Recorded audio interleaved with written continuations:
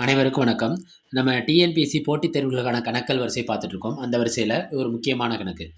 X minus ஒய்யோட 40% எதுக்கு ஈக்குவலா இருக்குன்னா, எக்ஸ் பிளஸ் ஒய்யோட 20%க்கு சமமா இருந்தா, எக்ஸில் ஒய்யின் சதவீதம்.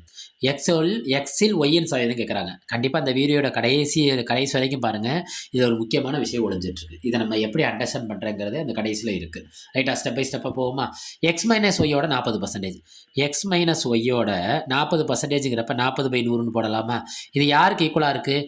எக்ஸ் ப்ளஸ் ஒய்யோட 20%க்கு ஈக்குவலாக இருக்குது. ரைட்டா? இது ரெண்டும் என்ன பண்ணிட்டு இருக்கு? பெருக்கிட்டு இருக்கு. இந்த 100 என்ன ஆயிரும்னா கேன்சல் ஆயிரும். இந்த 100 என்ன ஆயிரும்? கேன்சல் ஆயிரும்.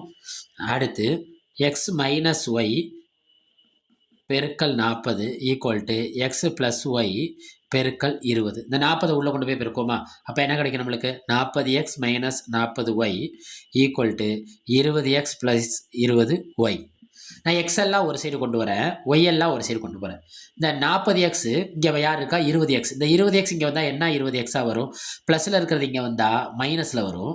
Minus 20x. இந்த மைனஸில் இருக்க 40y அங்கே போனால் என்ன ஆகும்னா ப்ளஸில் போகும். 40y.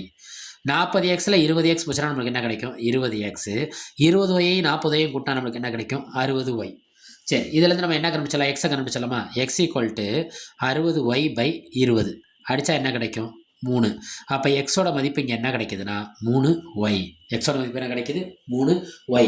இப்போ இதை கணக்கில் வச்சுக்கோங்க. இதான் முக்கியமான கீ. நான் மறுபடியும் சொன்ன மாதிரி இந்த வீடியோவில் இறுதியில் சொல்கிறேன். என்ன எக்ஸ் இல் ஒய்யின் சதவீதம் கேட்குறாங்க. இந்த இல்லு போட்டாலே இது ரெண்டையும் வகுத்தலாக மாற்றணும்.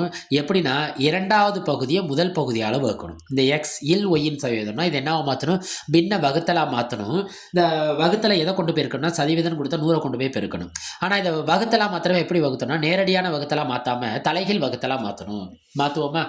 எக்ஸில் ஒய்யின் சதவீதம் தான் இப்போ கேள்வி. நான் சொன்ன மாதிரி இந்த இல்லு வந்தாலே வகுத்தலாக மாற்றணும். ஆனால் தலைகீழ் வகுத்தல். அப்போ யார் முதல்ல வருவா? ஒய் முதல்ல வருவான். யார் கீழே போயிடுவான்? எக்ஸு கீழே போயிடுவான். சதவீதங்கிறப்ப நம்மளுக்கு என்ன வரும்? 100. பாருங்கள், ஒய். இந்த எக்ஸுக்கு பதிலாக நான் என்ன போடலாம்னு சொல்லுங்கள்? 3y போடலாமா? அப்போ 3y பெருக்கல் 100. இந்த ஒய்யும் இந்த ஒய் என்ன ஆயிரும்? கேன்சல் ஆயிரும். ஒய் என்ன ஆயிரும்? கேன்சல் ஆயிரும். அப்போ என்ன கிடைக்கும் நம்மளுக்கு? 100/3. 100/3. அப்போ இதை அடித்தா நம்மளுக்கு என்ன கிடைக்கும்? 3 9. ரைட்டா? பாக்கி 1 10. 3 9 பாக்கி 1 33. 1/3 என்ன கிடைக்குது?